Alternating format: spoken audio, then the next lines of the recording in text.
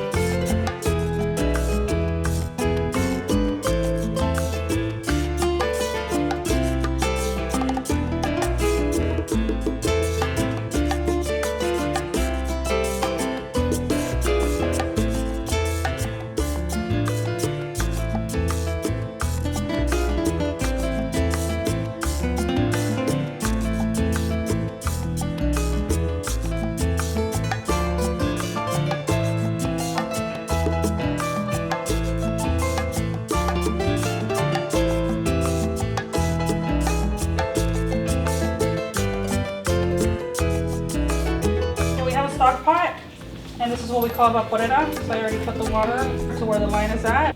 I'm going to put 3 pennies and make sure that they're really clean. And then I'm going to put the top part right here.